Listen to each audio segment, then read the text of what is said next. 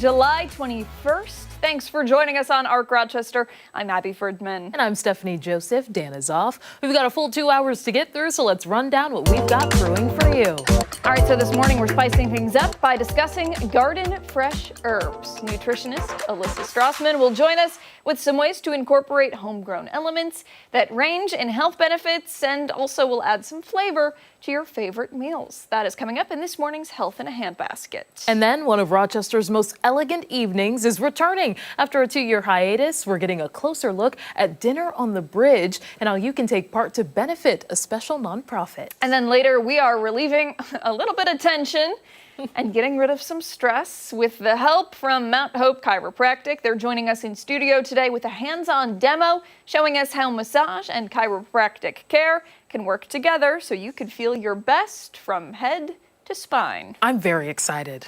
Yeah, me too. That's going to be fun. I know. All right, stay tuned for that. But before all of that, let's get a check of the forecast because we're going to be seeing some much cooler temperatures out there with a lot less humidity throughout the day. Yeah, refreshing for some. Meteorologist McLean joining us now with a look at how long the cool and calm weather will stick around. Hey, Mark. It may actually feel like a massage to some out there, right? Getting rid of that tropical air that you can wear. Yeah, we're making some big changes here. 64 in Ontario. It is 65 in Rochester. The thing about it, usually these numbers climb pretty quickly this time of the year. They shoot through the 60s and move into the 70s pretty fast. These numbers are not going to be moving much today. They're going to be in the upper 60s to near 70 by lunchtime and only make it in the low 70s late this afternoon. Now, the comfort index, this started in the upper 50s this morning. That dew point number is actually going to be back in the low to mid 40s late this afternoon, courtesy of that northeast breeze. So it's going to feel refreshing. Grab the clubs. It looks like the sunshine's going to stick around. In fact, by late this afternoon, it may be just a full and bright sunny day as we start to get rid of some of this initial cloud cover. Now, we're going to get a break from the heat the next couple of days, but notice Wednesday's back in the upper 80s. And you know what? We've got a day that's in the 90s in the forecast. We're going to check out which one of those days that is coming up in just a few minutes. All right, Mark, thank you. We'll go off the top now, start with things that have piqued our interest. I'll start things off today. This is incredible. Maybe you saw it on social media, maybe you didn't, but either way, a SkyWest Airlines pilot is being hailed a hero after his quick thinking and so-called aggressive maneuvers in the sky. Have you seen this? All right, so the pilot was forced to quickly turn his plane to avoid a B-52 bomber that appeared while he was getting ready to land. There's an investigation into this, and it is continuing today. This happened just a couple days ago. Here's what we've learned so far from passengers and from the pilot who immediately addressed the situation. The flight was a Delta connection from Minneapolis to Minot, North Dakota, and the plane was apparently cleared for approach by the tower, but it was forced to perform a quote-unquote go-around when that B-52 appeared in their flight path. I want you to take a listen to what the pilot had to say to those passengers on board. Sorry about the aggressive maneuver. It caught me by surprise. This is not normal at all. I don't know why they didn't give us a heads up because the Air Force Base does have radar and nobody said, hey, there's also a B-52 in the pattern. Long story short, it was not fun, but I do apologize for it and thank you for understanding. It was not a fun day at work. Yeah, all right, so you hear everybody clapping there. In case you were having trouble making out what exactly he was saying, basically everything I said, it's a terrifying situation. He was able to, move the plane, thankfully, in time. I think it is absolutely worth noting just how calm the pilot was during that. Yeah. Passengers said they were able to remain calm because everybody else was. The pilot, the crew, they all acted like everything was going to be okay. As soon as the series of sharp turns happened, the pilot got on the intercom and said he would explain what happened once they landed. They apparently circled the airport for quite some time, which made the passengers a little anxious, but then once they had the wheels firmly on the ground, that is when everyone found out what really happened. It's also worth noting that Minot Air Force Base is home to several U.S. Air Force equipment and vehicles, including those B-52 bombers. Amazing that everybody was okay. I'm sure they're still shaken after yet another near incident in the sky. People weighing in on social media, of course, like they always do, right? Let's see if we can pull those up. Wisdom Waves said that is way too close for comfort. John Wagner said a lot of questions to be answered. Please follow up on this story. And I think we have maybe one more. Yeah, Red, White, and Blue said, what is going on? That's unacceptable. Hats off to that Delta pilot. I think that's what a lot of people are asking. What is going on? Yeah, the valid question. That's kudos to that team for keeping their cool and also avoiding a very close call. I can't imagine what being on that plane must have felt like. I mean, clearly they didn't know too much of what was going on, but wow. Yeah, to say the least. You know, and I feel like lately we've just had story after story after story of, you know, near incidents, and it makes you a little nervous when you're getting ready to go on a trip, right? Yes. And I wonder, I know it's a conversation that we've all been having, but with recent events, is it that there's a frequency or that we're covering them more, you know? It's a good question. So I'm not sure, but we've seen a lot of this, and it's whenever you're stepping on a plane, you always think twice, I think, nowadays. Absolutely. Yeah, and that's why it's so important to, you know, thank the men and women that fly the planes. Yes. And, you know, we appreciate all that they do. They're the best of the best. They are. All right, we'll switch now to my story. We're continuing to follow the fallout after that infamous Coldplay concert moment from last week. So everyone is talking about this story, but in case you don't know what it is, I'll give you a little bit of background. So this all started during a Coldplay concert in Massachusetts there last Wednesday. The band had a crowd camera going around to spotlight concert goers. And then one couple right here was caught on that camera in an embrace, and both immediately hid when they saw themselves on the screen. The band found that to be weird, so you can hear the lead singer in video. He can be heard saying, either they're having an affair or they're just very shy, end quote. It didn't take long for the internet to chime in and investigate. Rumors continue to swirl about the relationship between the man and woman in this video. Now, the man is believed to be tech CEO Andy Byron. Trusted news organizations have not confirmed the identity of the woman, so we won't speculate here on ARC Rochester either. However, she's not believed to be his wife. Now, that's implying some infidelity that's going on here. Since the moment went viral, much has happened online. We learned last Friday that Byron was placed on leave at data company Astronomer. In a separate statement, the company said it, quote, is committed to the values and culture that have guided us since our founding. Our leaders are expected to set the standard in both conduct and accountability. The board of directors has initiated a formal investigation into this matter, and we will have additional details to share very shortly. And that shortly didn't take too long. They announced that Byron resigned on Saturday. Astronomer is trying to distance itself from the unexpected publicity, which, you know, makes sense as a company. Another statement posted to X said, quote, while awareness of our company may have changed overnight, our product and our work for our customers have not. Other people, on the other hand, are not detaching themselves from this, and this incident has really spiraled. It's been reenacted at sports games, and you may have seen that moment between the mascots for the Philadelphia Phillies. Country music singer Morgan Wallen even reportedly commented on the initial incident indirectly at a recent concert. But also, just as a warning, if you are in public, you should expect to be filmed. Many concert venues will tell you about that with signs, and bands usually capture concerts for music videos or even films. As we've seen, that's been a common theme with a lot of big stars. So the expectation should be to be filmed, but also, like, so many people have been divided about this on social media. They've been outspoken, really, in all sorts of words. But I would say one of the sides is just like, this is being blown out of proportion too much. And another side is like, well, keep the renditions going, in a sense, as we've seen at sports games. But do you remember what everybody was making memes of a week ago? It was the cougar sighting in Rochester. Yes. And a week before that, it was something else. And the week before that, it was something else. It's a flavor of the week. And, you know, I'm sure that given maybe a day or two, this will start to die down and something else crazy will happen. And then sports teams and other musicians, everyone will pick up on whatever is trending. Everybody is just trying to be relevant, right? But I agree with you there. You know, people always have their phones on them, and you know, there really is no such thing as privacy anymore, right? Yeah, that's very true, especially in our line of work. We know that very well. There's cameras on all the time.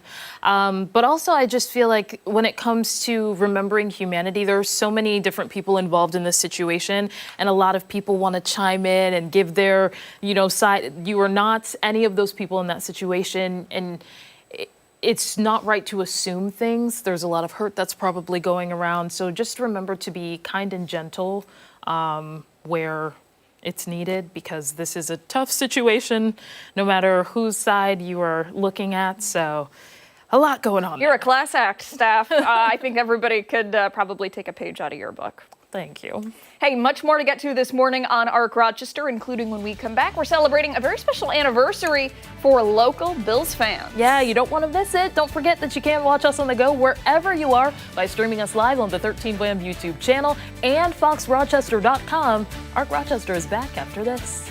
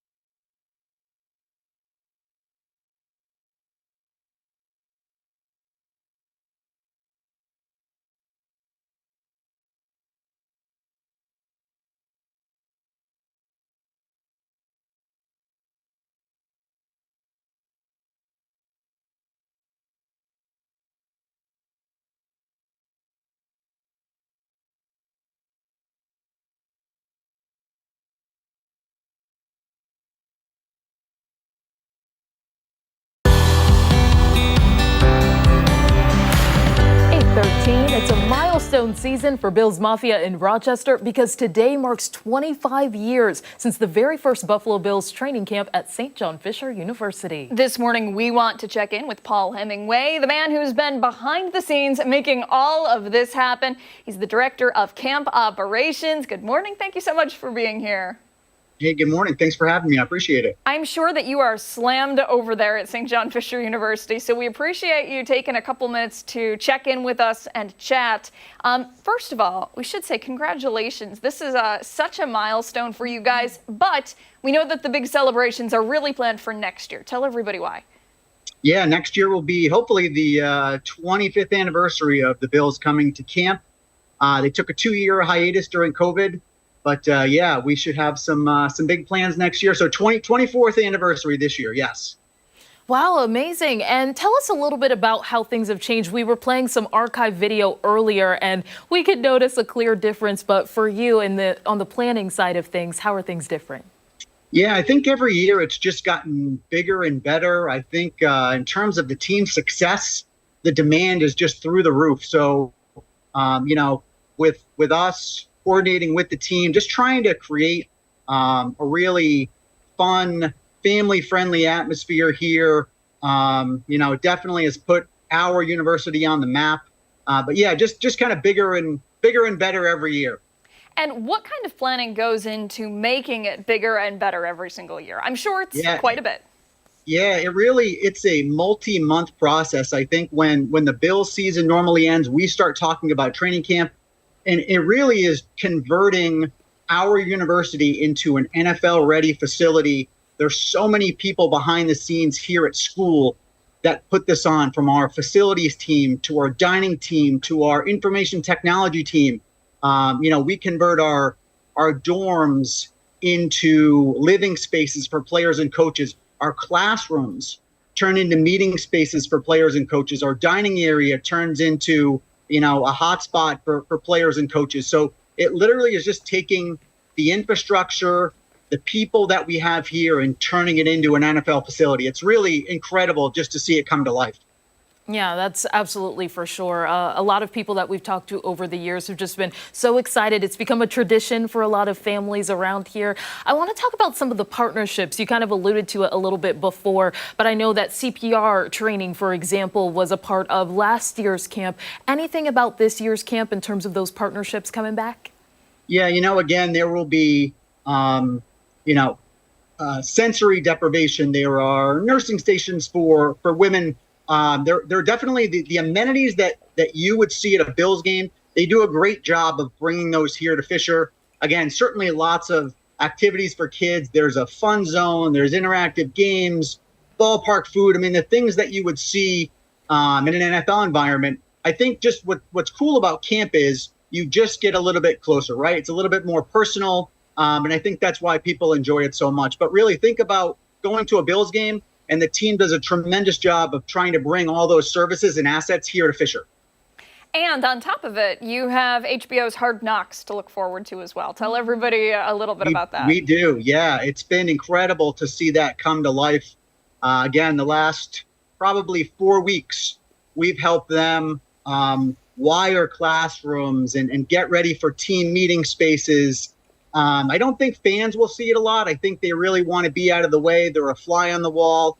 But again, for the university, for us, being put on a national stage like that, we think it's going to do, tremendously well, just for showing everybody what a great institution we have. And I think it'll be fun for Bills fans just to see what it's like behind the scenes, things that, somebody like myself sees every day. I think fans will get to see what it's like at training camp, 24/7. And speaking of fans, what are some tips that you recommend that they do to prepare for Wednesday? Yeah, I would say stay hydrated. Make sure that you bring sunscreen. Just be prepared to have fun. Again, it's a very intimate setting. It's a kind of a private setting. And I think there's lots of chances to just do more than watch football. Like I said, there's lots of interactive games. There's things for kids for families. Your first opportunity maybe to buy Bills merchandise during the year. So just lots of cool behind the scenes things, more than just kind of watching practice. Absolutely. Hey, thank you so much for your time today. We really appreciate it. One last time, for somebody who's interested, do we still have tickets available? Can they still go to training camp, or is it's done, it's over? Yeah, it is, for all intents and purposes, sold out. The Bills do a great job of putting that stuff on their website. They have a special training camp section of their website. So if it is questions about tickets, but more importantly, questions about parking, questions about how to get into camp, what's going to be at camp, it is all on buffalobills.com. I encourage fans to just check that out. Very good. All right. Thank you so much for your time. We really appreciate it. Yeah, of course. Thank you. Great talking to you. I appreciate it. Likewise. Go Bills. Hey, stick around. When Arc Rochester returns, we're checking in with Chris Lopez, who's live, getting a little boost of energy this Monday morning. Yeah, we're going to talk about it after the break.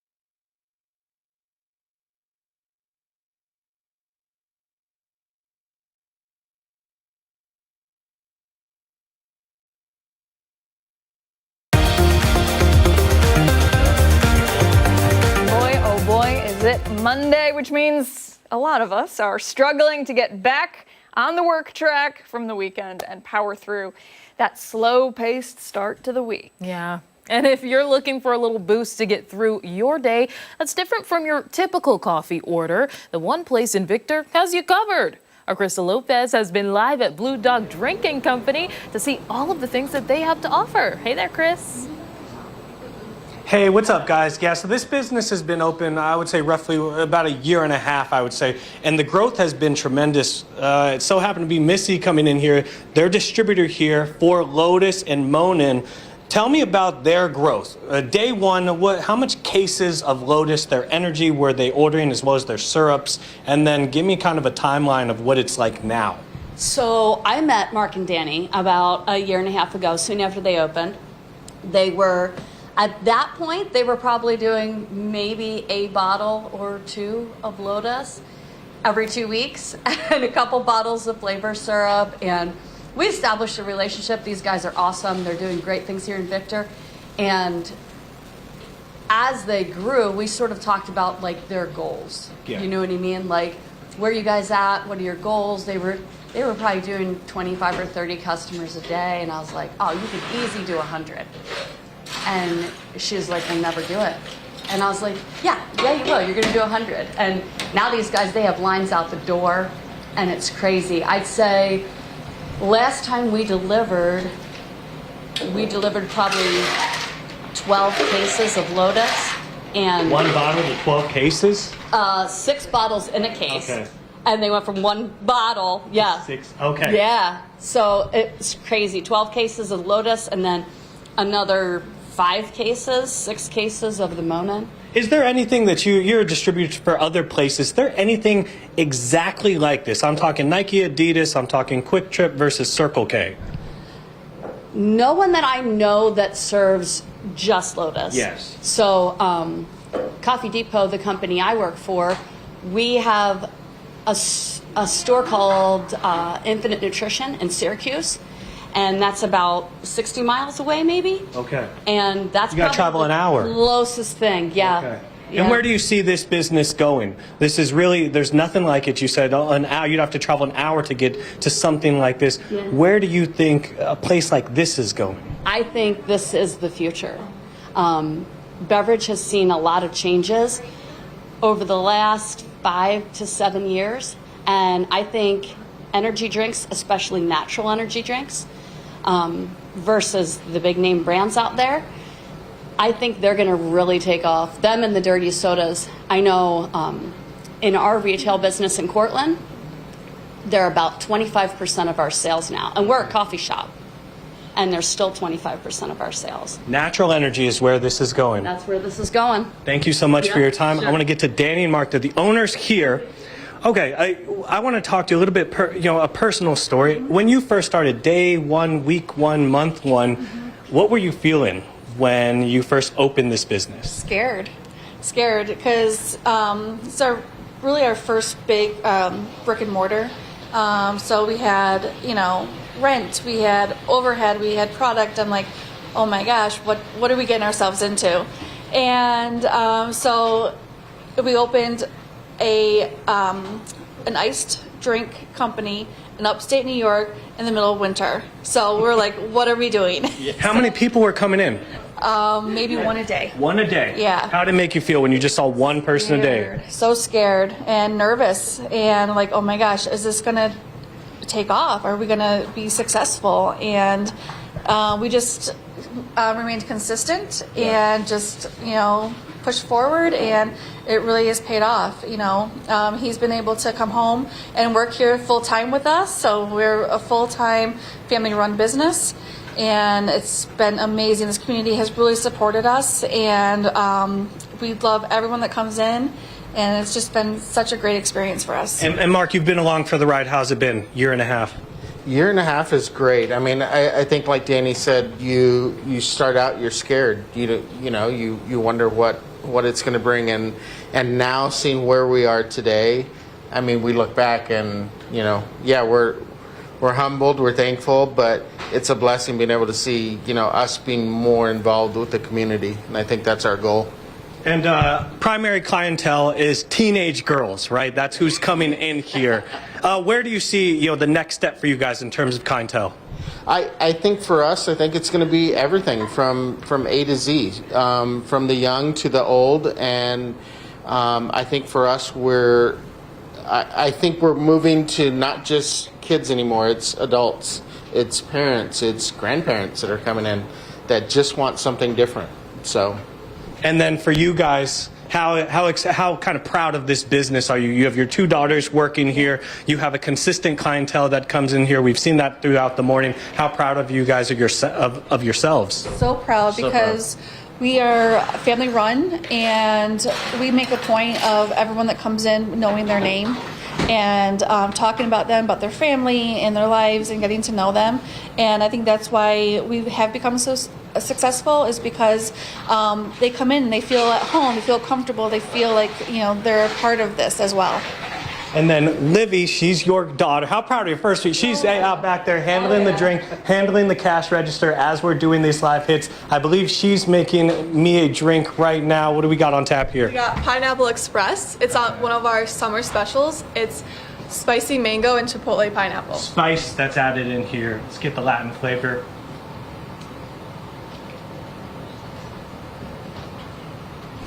I like that. See, the spice doesn't kick you in the face. No. I thought it was. Check this place out. When are you guys open again?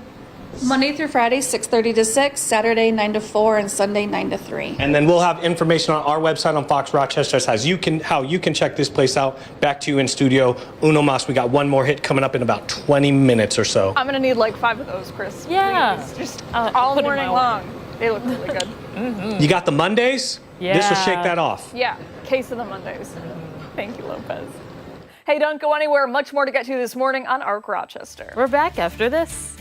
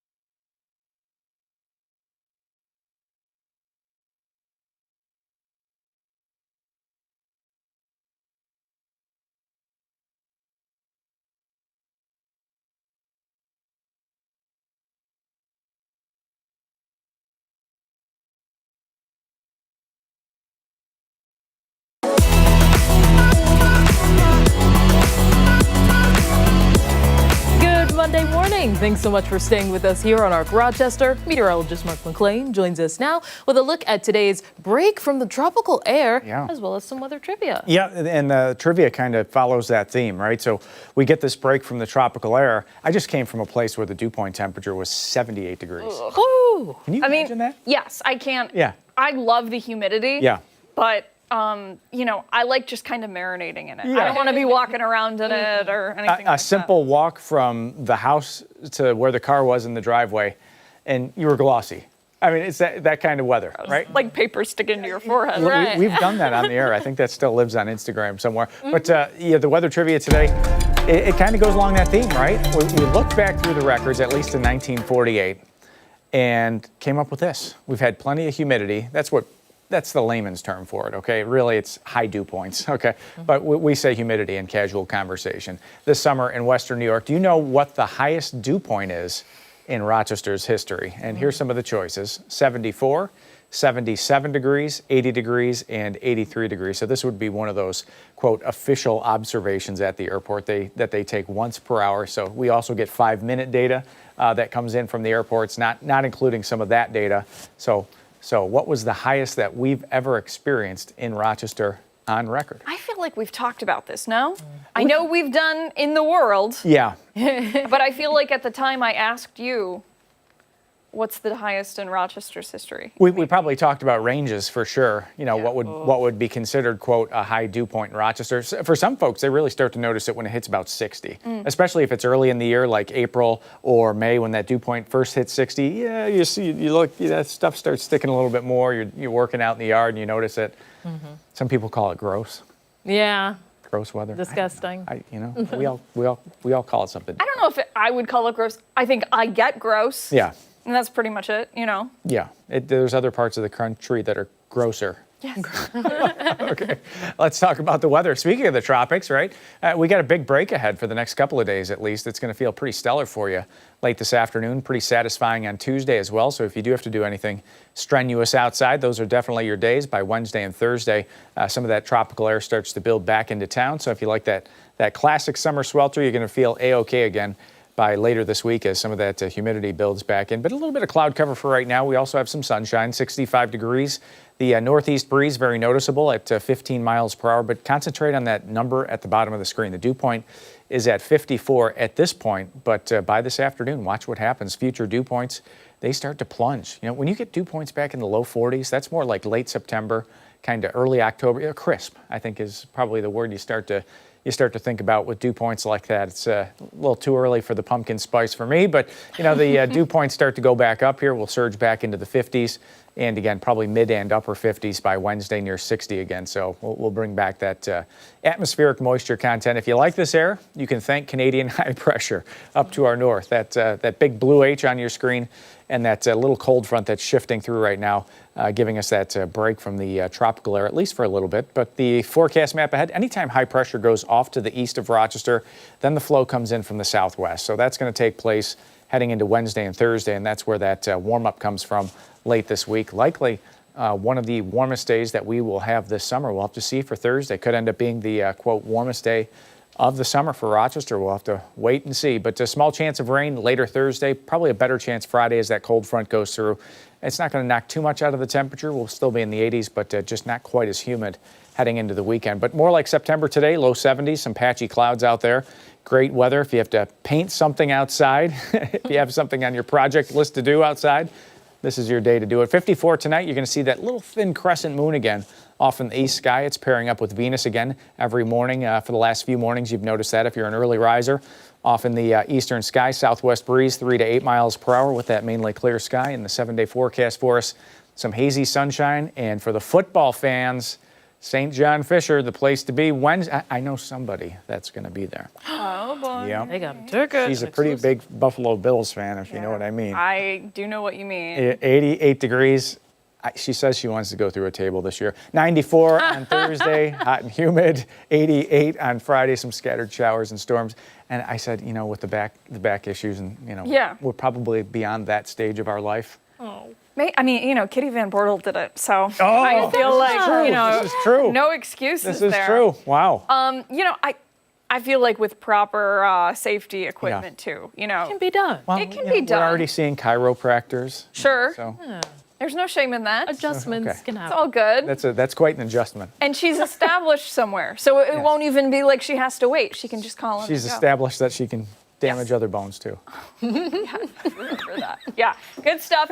Looking forward to the cooler weather for the day tonight, but it'll be nice to get things heated back up again. It will, and we'll have the answer to the trivia, of course, at 9 o'clock. We're going to have a look at the muddy paws at 9 o'clock as well, and a massage for anybody that has some back issues, right? At the end of the 9 o'clock. Yes, that's going to be fun. When Yeah. you mentioned the pumpkin spice latte, I actually saw a post saying it's coming back next month, which it seems like it gets earlier and earlier every year. Can't hit during the dog days. Yeah. That's against the rules. There needs to be something in between. Yeah. You've got summer, and then it goes to fall, Yeah. right? But the fall lovers are trying to, and you know, I am one of them, they try to move it up and up and up.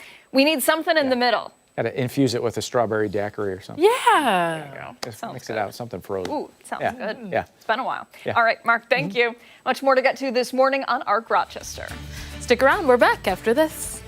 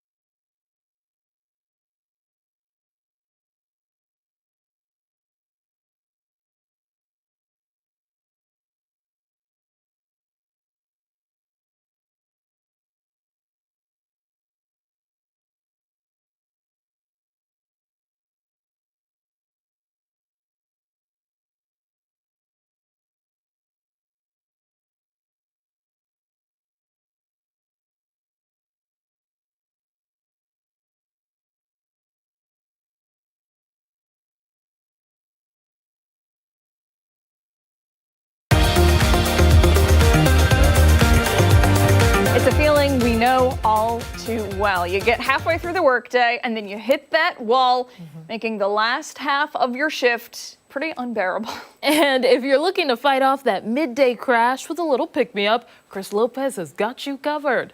He's live at Bleu Dog Drink Company, showing us what they have to offer. Chris, what you got?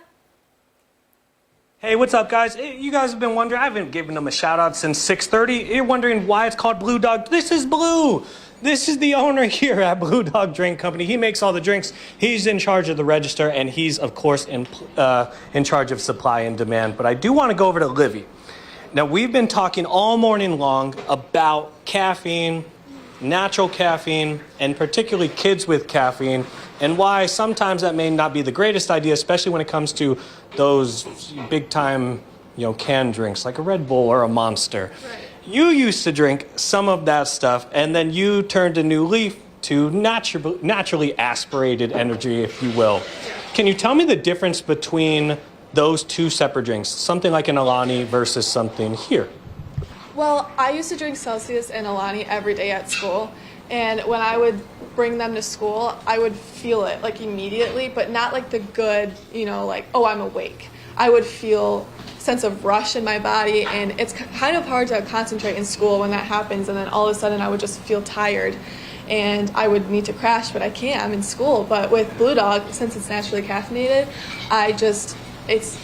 I'm all of a sudden awake, but it's just gradual, and I don't feel that crash in school. What about your friends? Do they drink the Alani, the Celsius, all those cool drinks that are especially marketed on social media? Yeah, they used to all the time, but ever since we've opened, they're begging me every morning to bring drinks for them to school.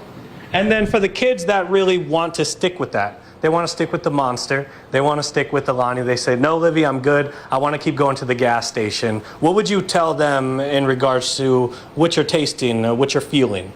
I'd say we have different varieties of everything, and you never know what you could find and you might like. So if they like all that, I mean, there's so many things that you can try here.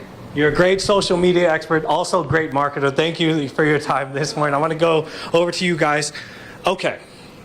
When it comes to the kids, Danny and Mark, when people talk about caffeine and kids and those two mixing, they may have a little bit of skepticism. Almost essentially, if they're going to play Papa Bear or Mama Bear, why are you giving my kids caffeine?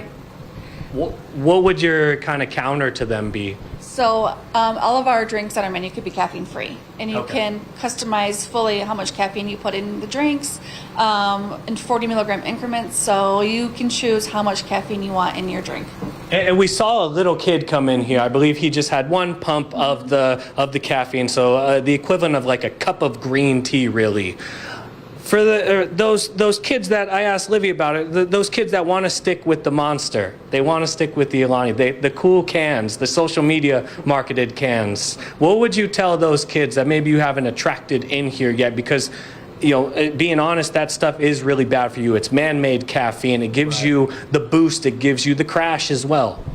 Yeah, I think for us, I would say, look at trying something different. Look at the options that we have. I think a lot of people are afraid of maybe trying something new. We're here to say, yeah, we're good. It's something that everybody's gonna like. Primary market right now is going to be teenage girls. I see a lot of teenage girls walking in here. But you said the growth has sprung to parents and then also to the little ones because of the fact that you can give caffeine free and then you can also give, maybe the dose of a cup of green tea. How cool is that for you guys to see that kind of a growth, the expansion of your demographic? It's great. Like you said, we first thought our whole demographic will be teenage kids, but they brought their parents in, they brought their little brothers and sisters in, and I think they love it because they can customize whatever flavors they want. Their favorite flavors, they can do flavored lemonades, anything like that, and they like the bubbles with the carbonated, the club soda. You guys are going to be out shootout for soldiers on Saturday.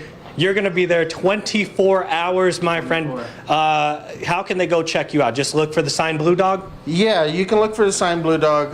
We're going to have a tent popped up as well, so we will be there. Like we said, from 9 o'clock in the morning, I believe, on Saturday till 9 o'clock in the morning on Sunday. And then $2 of every sale, right? We have a drink called Shootout for soldiers. It's red and blue to go with the theme, the shootout theme, and $2 of every drink goes to the Shootout for Soldiers for veterans. Thank you guys so much for hosting us. Got to do one final drink. This one is caffeine free though. Done with the caffeine. What am I drinking now? This is a sunrise, so it has pineapple, mango, pomegranate, and then orange juice on top. And I also want to add, I didn't add this earlier, so some of the drinks have the different colors in them. You can drink it as is, but if you mix it up with a straw, it becomes a completely different drink. You're mixing in those flavors, or you can drink it as such. Check them out. Monday through Sunday, you guys are open, then 24 hours on Saturday. Can't beat that. Send it back to you guys in studio. We're going to have information on Fox Rochester.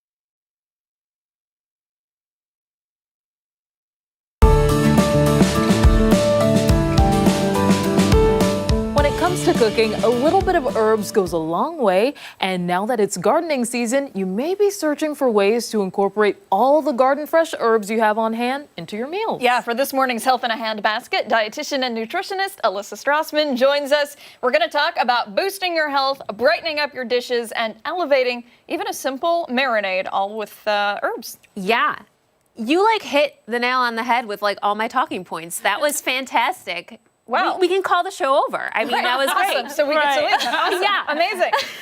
But there are a lot of benefits to cooking with herbs. And I think, one of the things that we may forget is that herbs are plants. And just like fruits and vegetables, herbs contain different antioxidants in varying amounts. And so this just can help us increase the amount of antioxidants that we get from our eating style. So, real quick, tell everybody the benefit that antioxidants have. Why do we want to incorporate them so much into our foods? Yeah, so antioxidants can help us to fight free radicals that are in the air, those things that can potentially lead to cancer. So for instance, it can help potentially reduce our risk for cancer. It helps support our immune system. When we think about antioxidants, it helps with our skin, so in our eyes and many different things. So we want to be able to incorporate many different antioxidants into our eating style, and it's part of the anti-inflammatory eating style, right? Excellent. Very popular now.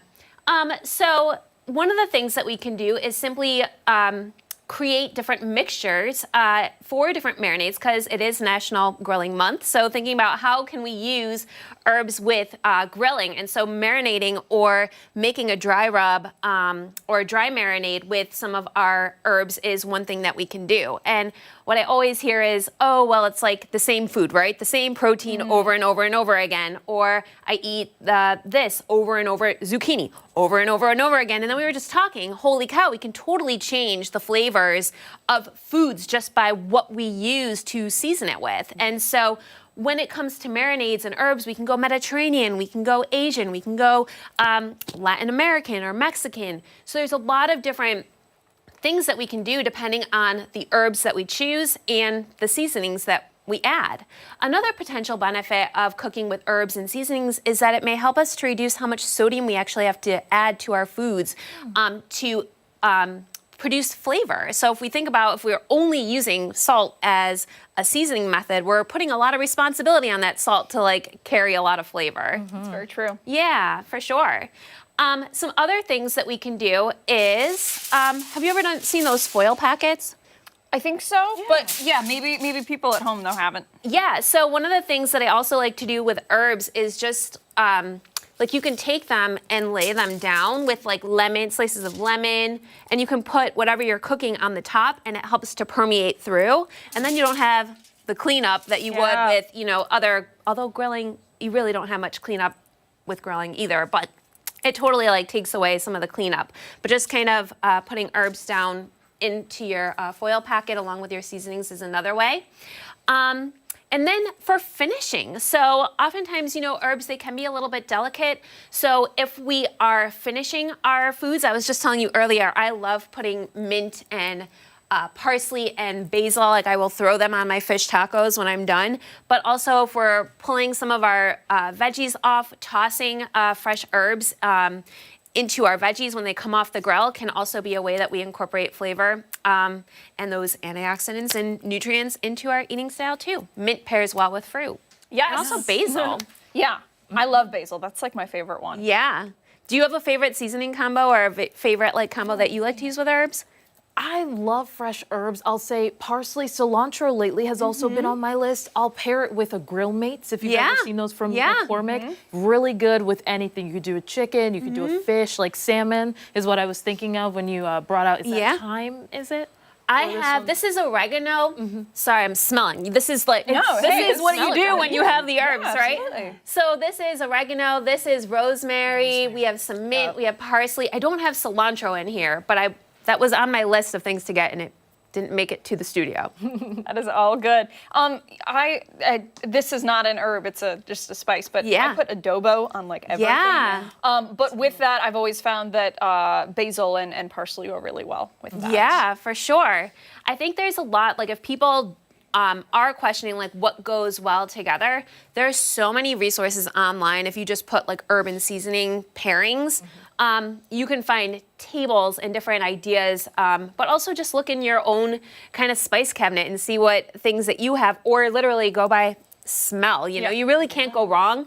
The other thing that I've seen with grilling is people making mops. Have you ever seen mops with herbs? So they actually make like a mop, and they actually will baste like what they're cooking on the grill with herbs. So I was like, oh, that's really interesting. Yeah. Have you ever done the herb bundle for like soups and stews and stuff like that? Yes. Yeah, that's like one of my favorite things. Whenever I see it, I'm like, that's so cool. Yeah. So a lot of different ways to impart flavor, and a lot of different ways to impart a lot of different fun and interesting ways to use herbs, you know? Yeah, really good. Elissa Strassman, thank you for your time today. We appreciate it. Hit them with the socials so people can follow you and learn more. People can go to Elissa Strassman, RDN CDN on Facebook, or they can go to my website, elissastrassman.com. Very good. Thanks, girl. We appreciate it. And we'll put all of Elissa's stuff over on foxrochester.com. Stick around. We've got so much more to come here on ARC Rochester. We're back after this.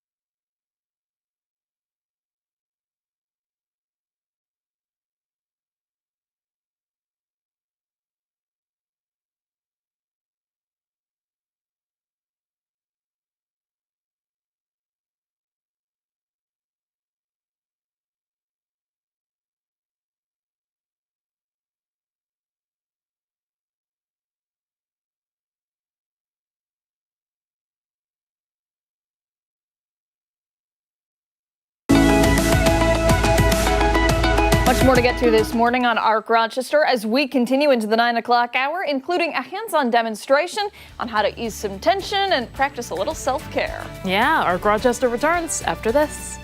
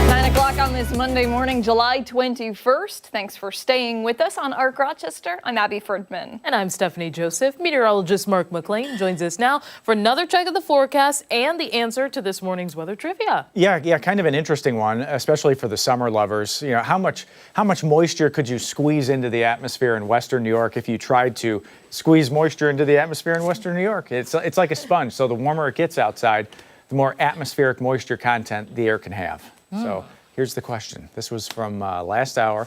We talked about the dew point and how high the dew point can get in Western New York. I think I remember this. I honestly think I remember this day because I was getting ready for college. And it was like orientation, like the freshman thing, and like we had to go in early. It was like, and it was just super humid. And I think I remember there was no air conditioning in the dorms or anything like that, right? 70 was the highest dew point in the history of Rochester, 74 degrees.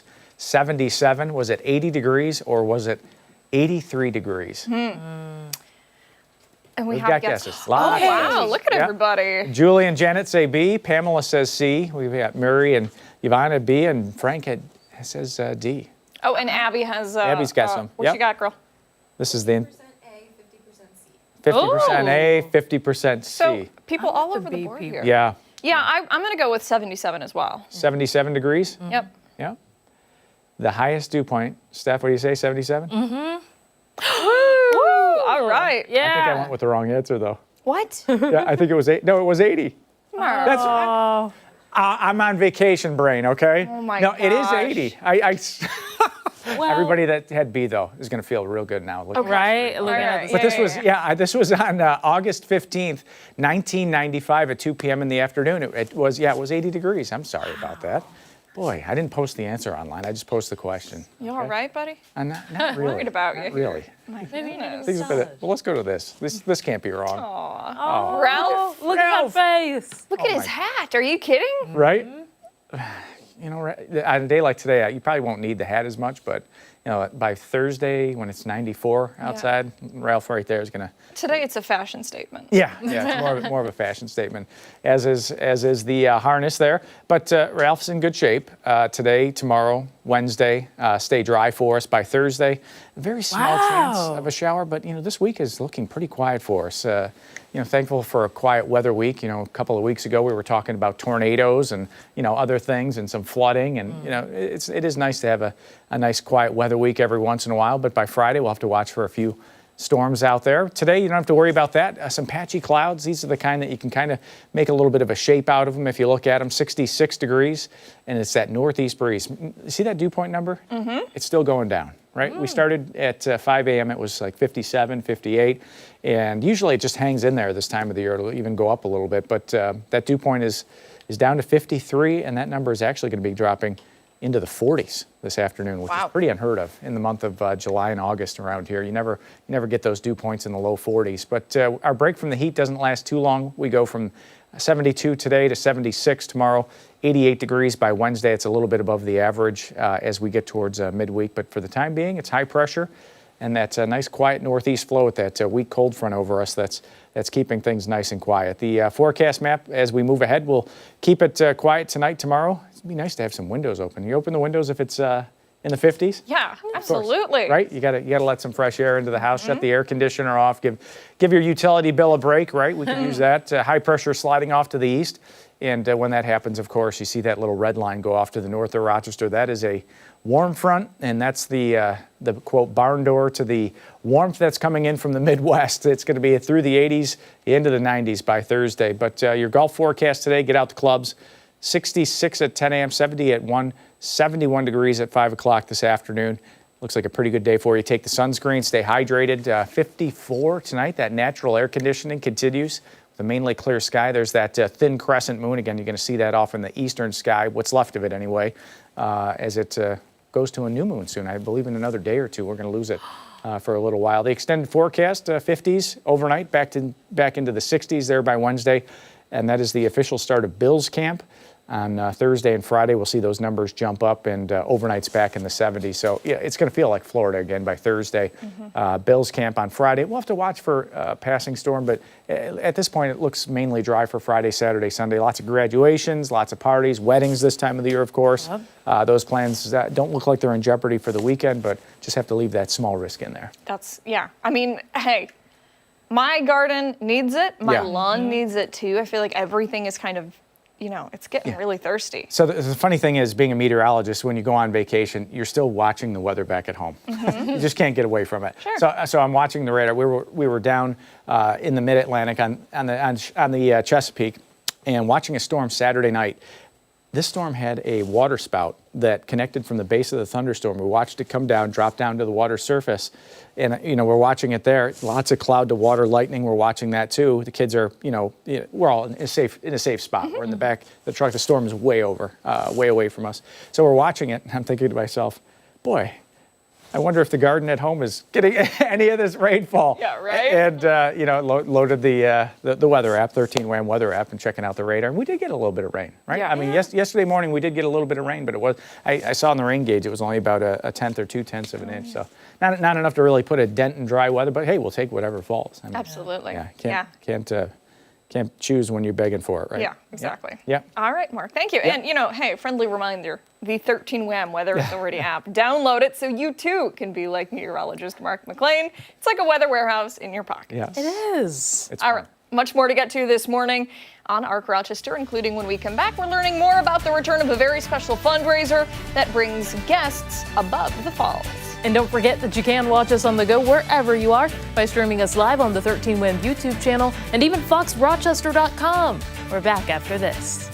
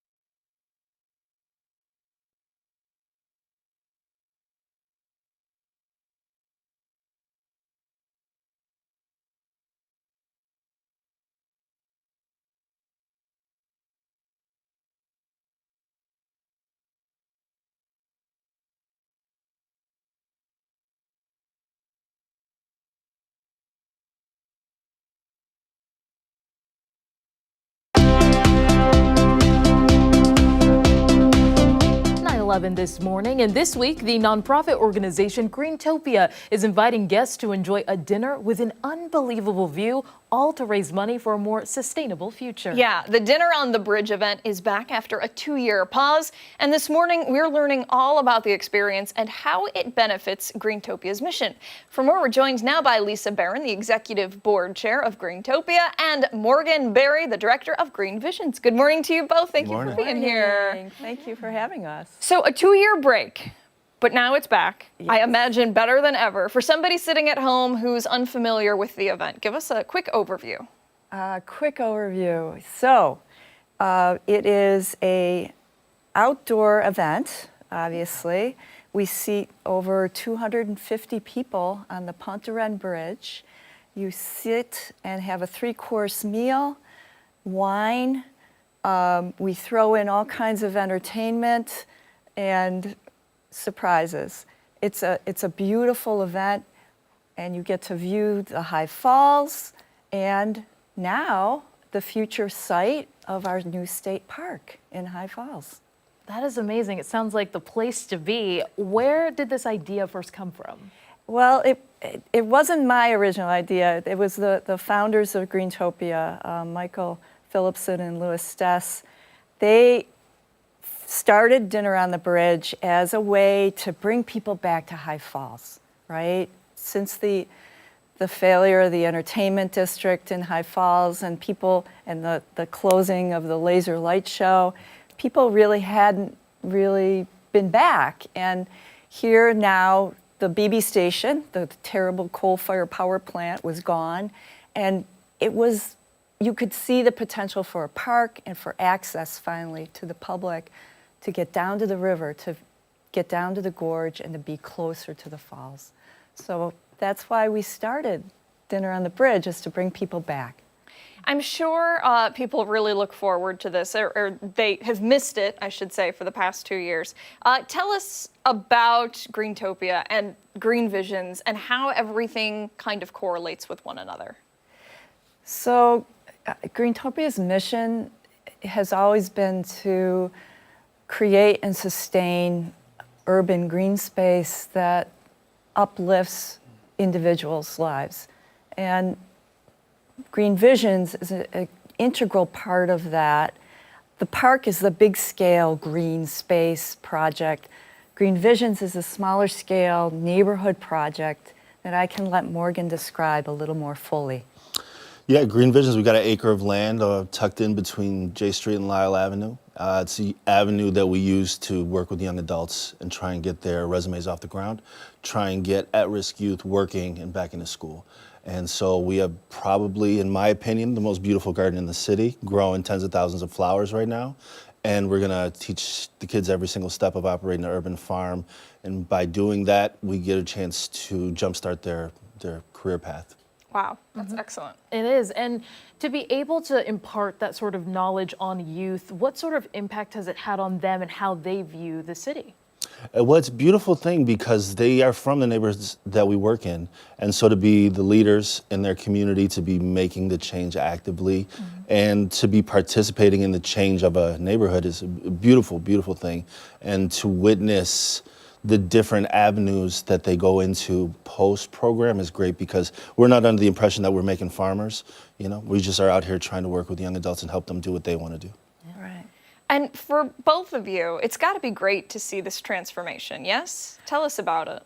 You know what? I never thought I would live to see the day that we would be getting a state park in downtown Rochester, New York. I mean, it was always an aspiration, but here we are, right? And quite honestly, and Morgan's job, that probably will never end, but we're here and we're doing what we can, and we are making a difference for individuals' lives. Oh, absolutely. And quite honestly, connecting people in downtown Rochester with nature and with beauty is also part of the mission and part of the goal, and that's just ongoing, right? Absolutely. And how about for you? What was the question again? The transformation that you've seen, let's say in the young adults that you're helping. Well, even so, we connected 4 vacant lots and bought a 120-year-old house and turned that into our facility. So now we're ingrained neighbors in the neighborhood. And to now have worked with our team for over 13 years, having over 200 graduates from our program at this point and seeing them be participating in all walks of life, even coming back to the program and sharing their story with the kids, it's just a beautiful thing because it's, you when you're too close to the forest, you can't see the trees, but every once in a while you get a little perspective and see these kids are really accomplishing great things in this world. Yeah. That's very impactful. Yeah. Wow. And for anyone at home who may be interested in wanting to go to this dinner, just share a little bit about how they can do so, but also about what they can expect. Yeah, so go to greentopia.org. That's our website. You can still buy a ticket.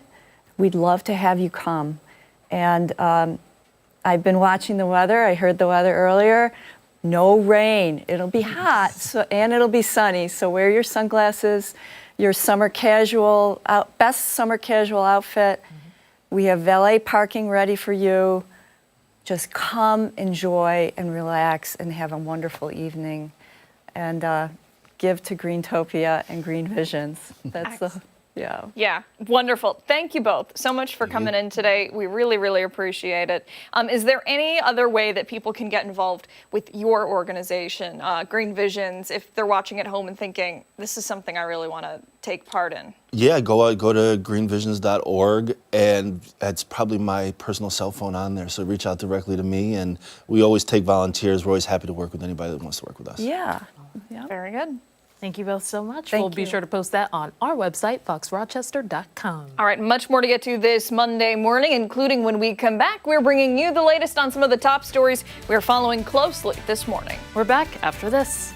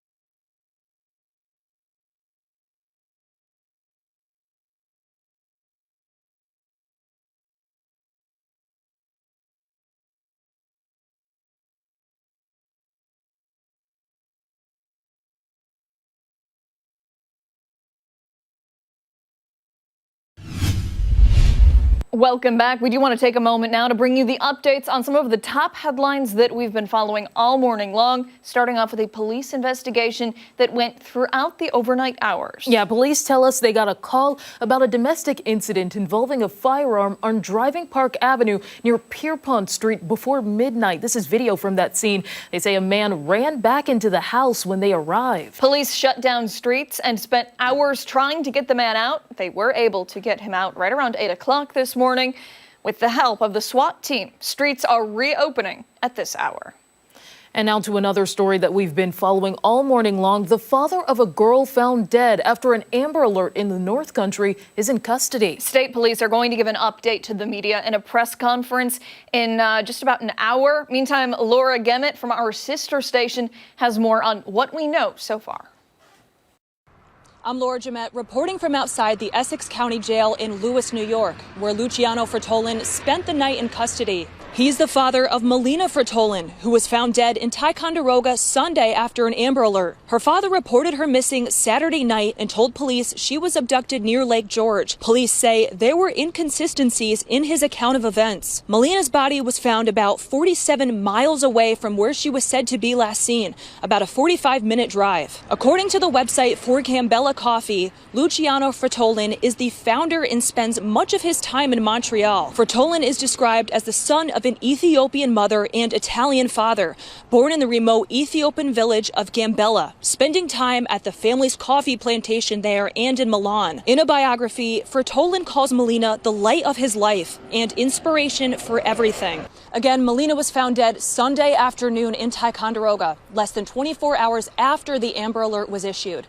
Reporting in Essex County, I'm Laura Gemmett. So again, that press conference expected around 10 a.m. this morning, so look forward to updates from that. Turning now to another story, Rochester's police unit is marking a somber anniversary, 3 years since the death of Officer Anthony Mazurkowicz. Yeah, the Locust Club tweeting, quote, "Our brother was taken from us while doing his job." Mazurkowicz was shot and killed July 21st, 2022 on Bauman Street while on an undercover detail investigating a double homicide that took place on North Clinton Avenue the night before. The union sharing this morning, quote, "Maz lived as a hero to his family and friends and died as a hero to Rochester." Certainly thinking of his family today, as we do every day. Yeah, for sure. And turning now to national news, we are closely following the oral argument set to begin today in two trials that could impact the future of higher education in the United States. Harvard University suing the Trump administration. The president, you might remember, cut federal funding for that school based on allegations of anti-Semitism and DEI programs. CNN's Amy Kiley has a closer look.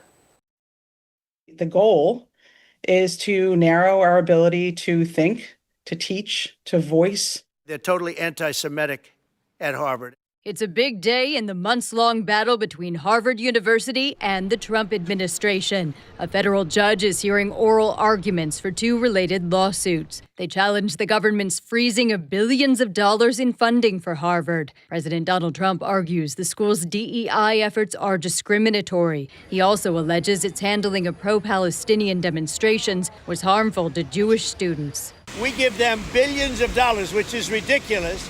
We do grants, which we're probably not going to be doing much grants anymore. Harvard's lawsuit alleges freezing the funds, quote, has nothing to do with anti-Semitism. The school argues Trump really wants, quote, control over its academic enterprise. This is a battle about power. The second lawsuit is from a faculty group and makes similar arguments about free speech and procedural requirements. Both lawsuits also say Harvard's research leads to medical and scientific advancements for the betterment of society. I'd rather see that money go to trade schools. The big picture question is whether we will be rewarding research to where, based on scientific merit, or whether a university follows the political ideology of the president and his administration. I'm Amy Kiley reporting. Certainly a story that we will continue to follow a lot there as we pay attention to what's going on in the courts today. And we will bring you updates right here on air and online at 13wham.com. Yeah, stick around. We still have much more to get to this morning on ARC Rochester. We're back after this.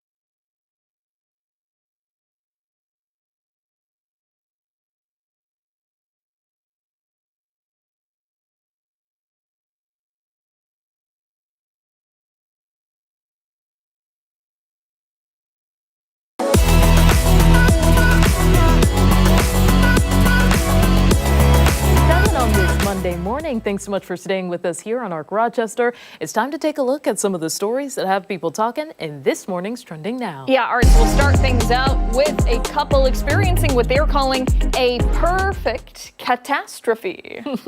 For the past year, the Canadian couple was hounded with calls from random numbers asking about their missing cat, Torbo. Yeah, so they said that they were extremely confused because they don't have a cat named Torbo, and their cat that they do have isn't missing. Interesting. So after many months of trying to figure out what was going on, one polite caller explained that their phone number was pictured on a T-shirt styled to look like a missing cat poster, and that it was being sold on Long Island. Yikes. All right, so the couple discovered that a contemporary clothing line based in Smithtown, New York, had been using what they thought was a fake phone number. Once the couple reached out to the brand, the business took the shirts off the market and sent an email saying the use of the number was, quote, not intentional. The couple said they never received a formal apology, and the brand still has photos of the shirt on the social media page. The couple explained that, yes, they could change their number, but they've had it for over 20 years and simply don't want to. I don't blame them. No. Yeah. The couple has even gone on to say that they feel like they should be getting free shirts for all the hassle they've gone through. It's a minor ask. I mean, I guess. Listen, I don't get it. Why do you have a T-shirt with a missing cat on it? Is it like, I don't get the joke. Yeah. It's just one of those graphic tees. I mean, I guess. But yeah. I don't know. Either way, it's so silly. Like, it's not that hard to apologize. Yeah, it isn't. So, I mean, kudos to them for taking it, as well as they could. Yeah. And I don't know, maybe it wouldn't be so bad considering a number change at this point. All right, we got to move along to a way that women are using their work lunchtime to find a date. According to a new trend, women in office jobs are supposedly stealing men's lunches at work for a chance to find love. Okay, where is this coming from? According to one TikToker, here we go. She encouraged other single women to throw away or steal fellow coworkers' meals as a way for them to make it up to the man. Like, I see people label stuff in the fridge and it's just like, it's for a reason to not touch it. But all right, women are then encouraged to offer a lunch date or even set something up for them. Believe it or not, people have actually taken her advice, sharing their own experiences on the app. Some say it went exactly as they hoped, going on lunch dates with coworkers. Interesting. For others, some said that men didn't bat an eye and just went about not having lunch at all. Other commenters were outspoken about how stupid this was, not only because the men were getting their meals taken, but also because of the extremes someone would go to ask another person out. I think this is the most garbage thing I've heard today. Honestly, I'm about to even more garbage. Although it was funny, the TikTok itself, but I did see a girl, I think she was on set for something, a show, something, and she had pretended to like pass out or like not be okay, and the paramedic came over and she was like, hey, I just wanted to know if you were single. He was like, so you're okay? But it ended up being a funny moment and he took it well and he wasn't single, so interesting. Oh my gosh, people are ridiculous. Listen, to me, my food is sacred. If I'm bringing my lunch to work and I put it in the fridge and you touch it, guess what? You're immediately on my list. Yeah. I'm immediately not liking you anymore. Even if you offer to buy me lunch, guess what? I'm gonna be like, why were you touching my stuff in the first place? No, I'm not going out. You don't owe me any lunch together. Just don't touch my stuff. Yeah, especially on the morning show, snacks are sacred. Like, do not touch them. Snacks, the meals, the coffee. It's like, when you wake up at 1 a.m., you're just a little more irritated, I think, than most other people. So slight inconveniences, like somebody touching your food at work, it just sends you into orbit. Off the rails. Yeah, off the rails indeed. All right, we got to turn now to a viral video that has a lot of people asking if it's real or if it's fake. Good that they're asking that, right? Right. Yeah. In a video posted to TikTok, a woman is shown speaking at a wedding only to go off the rails and cause a scene. Take a look. Lucky. You are the luckiest woman in the world. Dan is such a great guy. He's got everything a woman could ever want. He's kind, generous, successful, gorgeous. He's got an incredible body. I'm just gonna speak from my heart. I would do anything to be you, Carolyn. No, really, I would. Because Dan, you never even gave us a chance. You never even gave us a chance. I'm the one who taught you to make crab cakes, and it wasn't for you. You would still be making Krabby Patties. No, seriously. It's too late. What does she have that I don't? I'm Asian too. I'm Asian too. I can dye my hair black. Well, that's must-see TV right there. Goodness. All right. So the wedding guest apparently shamelessly telling the groom that she still had feelings for him. She was in love with him in front of the newlywed couple. That is, yeah, something else. The video, millions of views already, and those at the wedding even posted multiple different angles of the speech. So people on social media, they don't know if this is real or if this is fake, if she actually crashed the wedding, if she was actually invited to the wedding, or if this is just something to make your average wedding maybe a little more interesting or even go viral on social media. Pay for the honeymoon, right? Right. Either way, people have mixed reactions. Some are saying this is horrific for both the bride and the groom. Others say they applaud the woman for being able to stand up there and give it one last shot. Don't think that's the time or place to do it, but okay. But yeah, no one knows if it's real or fake. I don't know. I would say myself, I'm not sure if it's real or fake either. Oh. Just because, like, given the attire, you know, you typically present yourself a little bit differently at weddings. Like, I feel like there's, like, a certain formality with it. And I felt like it was a bit casual in terms of the attire. The presentation did seem a bit dramatic. Yeah. So, I don't know. Maybe that's just who she is, but I felt like it was exaggerated a tad. If it was fake, if it was something that they did to try to, like, you know, spice it up a little bit, okay, that's cool, funny, like whatever. I love a good bit, right? If not, listen, girl, not the time or place. No, and certainly not the way to do it either. No. Goodness. All right, much more to get to this morning on ARC Rochester. When we come back, we're taking a little break and also taking part in some self-care this Monday morning. Yeah, take us with you. You don't want to miss this. You can watch us on the go wherever you are by streaming us live on the 13 Wham YouTube channel and foxrochester.com. ARC Rochester returns after this.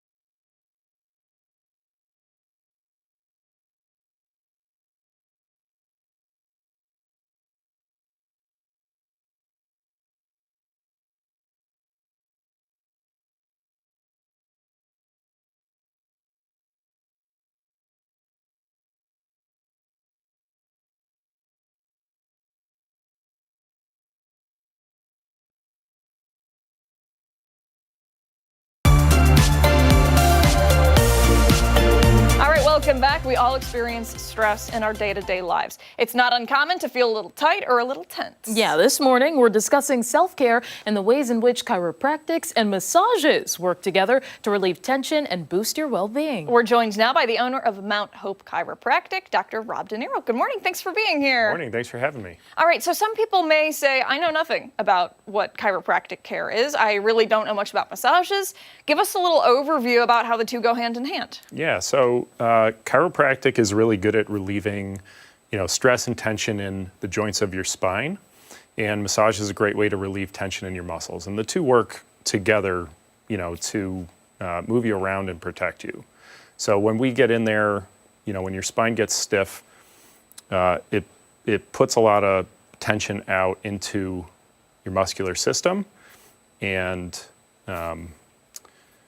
chiropractic is really good at relieving all that stress, and then massage is good at relieving all the tension in your muscles. And I don't know if this is a myth, so you may have to help me dispel it here, but oftentimes when we hear the cracking in a lot of those videos that go viral, is that like air pockets? So it's mechanical energy being released as sound, right? So it's just tension. Okay. And for somebody who's sitting at home thinking, I've seen those videos, I've seen and I've heard the popping, and it sounds terrifying, it really isn't, is it? No, it's very low force. So the amount of pressure that it puts on your spine is about the same as brushing your teeth or turning your head while driving. Wow. That kind of puts it into perspective in a way. Yeah. And what kind of training goes into making sure that you're hitting on the right points? Yeah, so our education is pretty extensive. We have 4 years of undergrad and then 4 years of chiropractic college, which is, a doctor level education.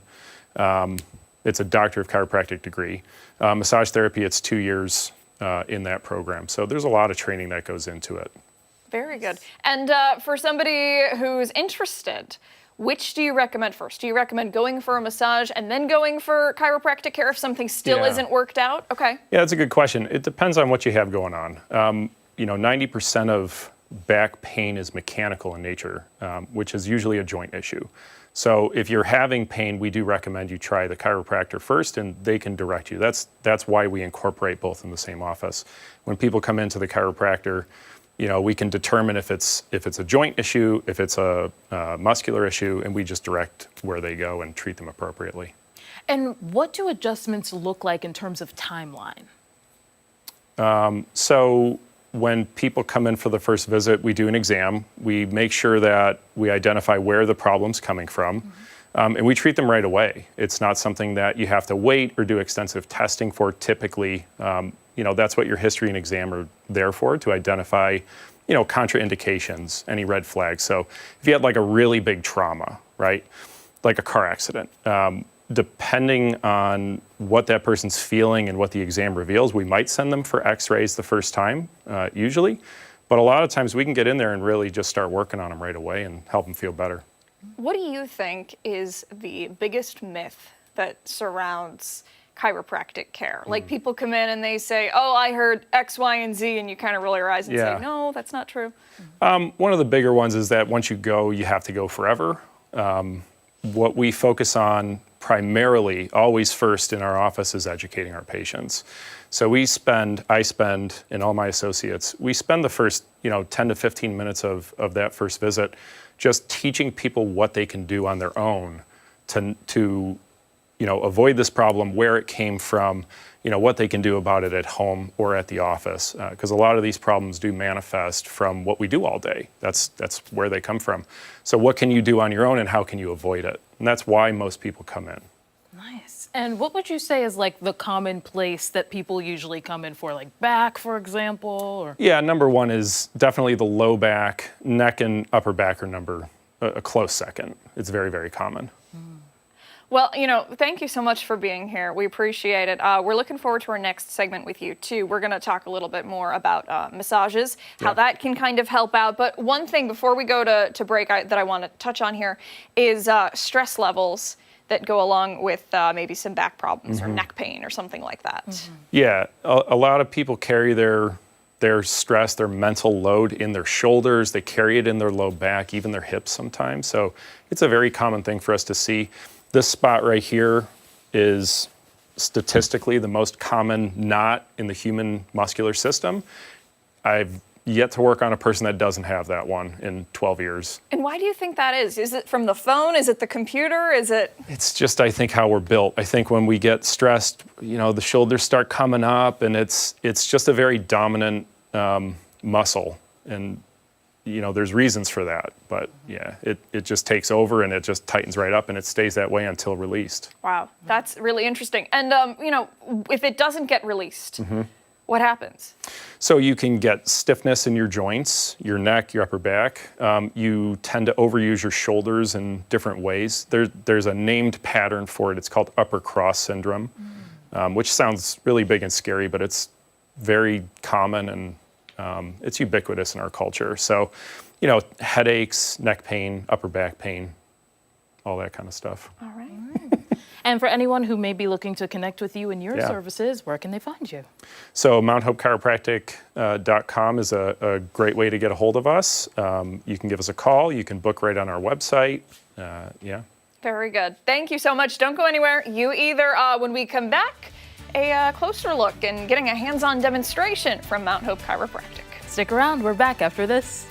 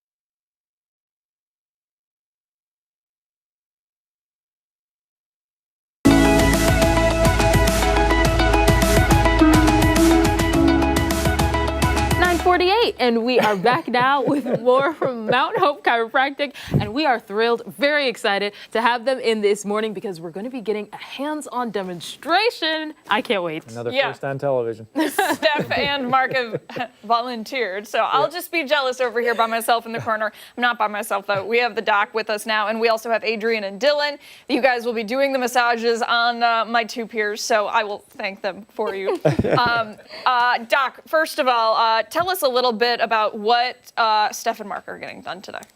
So Dylan and Adrian here are working on their upper backs and shoulders. As we just talked about, it's a very common place for people to hold tension.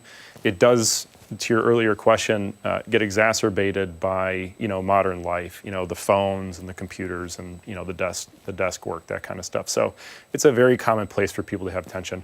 Dylan and Adrian are just trying to get in there and loosen it up. Yeah. Okay. So Mark was saying the other day that he's never had a massage. Nope. First one. First one. Do you find that people experience discomfort the first time around, or is it more like it just instantly feels great? It can depend. I think most people think you have to go a lot harder than you really need to.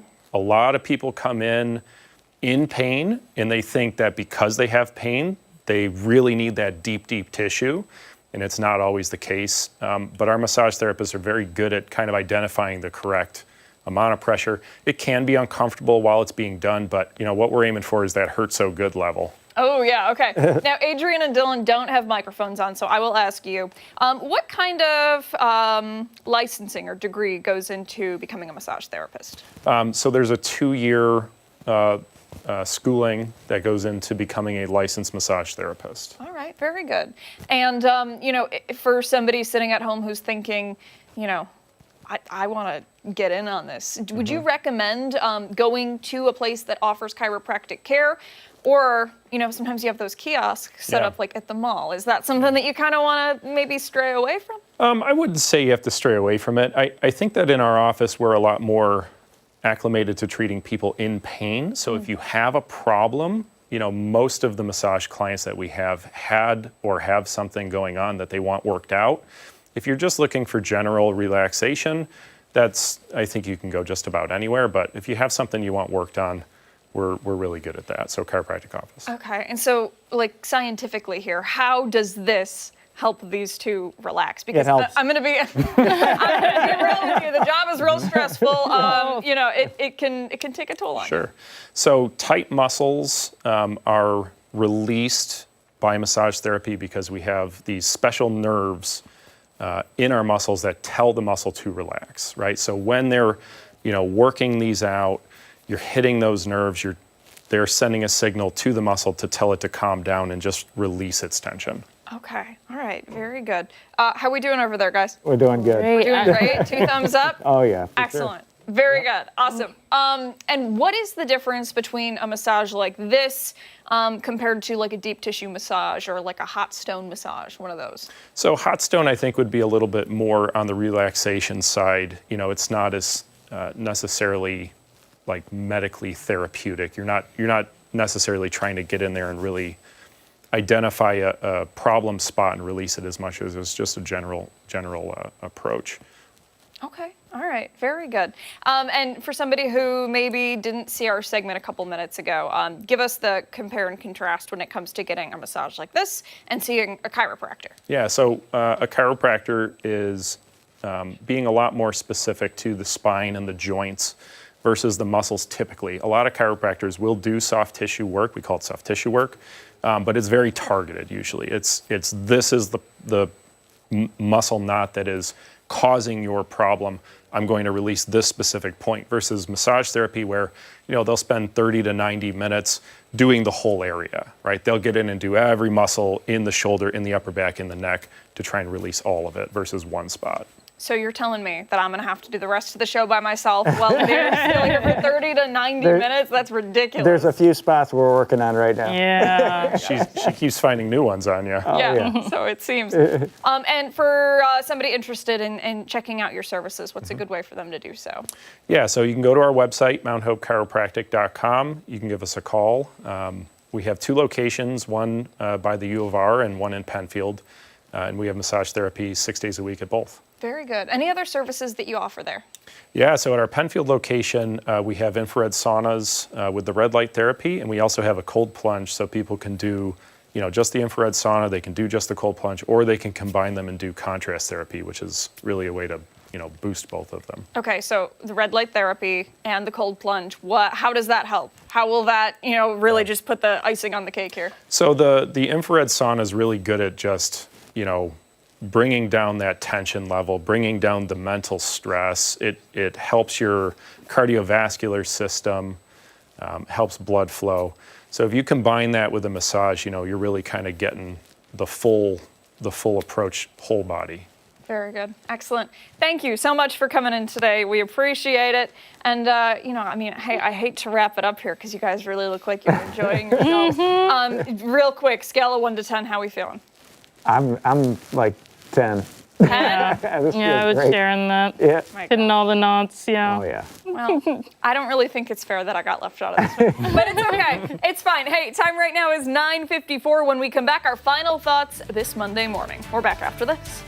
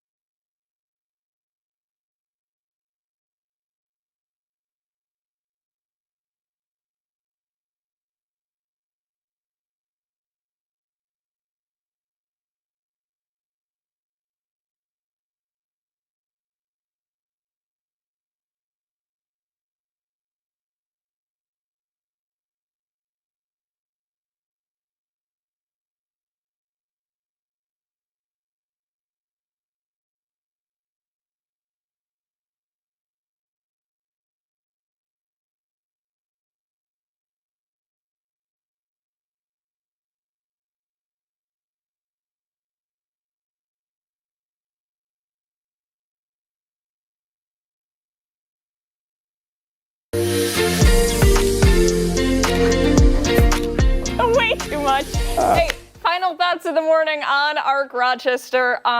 Massages are good. Well, they're great. Yes. I can't believe that was the first one you've ever had. Yeah. Yep.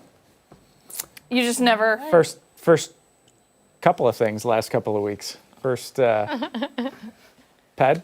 Oh, that's right. No way. Oh yeah, we don't yeah. have to talk about that on the TV. That's all right. We'll spare you. Somebody's still eating breakfast out there. Yes. And Steph, was that your first massage too? No, but my first one in a while. I would say it's been a year. Yeah. Yeah. Wow. I love one. Okay, other good stuff we covered this morning. We did a lot. Yeah. And I always feel like when we're down a couple people, my mind turns to scrambled eggs. So I'm like, what did we even do? It's been such a long day, but it's been a lot of fun. And It's a lot of shuffle. Yeah. It's always fun having plants on. The herb segment. Yes. Elissa was Alyssa's good. awesome. The smell was just amazing. Yep. Yeah, very good, and makes me hungry too. Hey, that does it for us this morning on ARC Rochester. Be sure to wake up with us again tomorrow morning, starting at 4:57 on 13 WHAM ABC. We've also got much more live local news coming up later with me for 13 WHAM News at midday. See you then. Have a great day.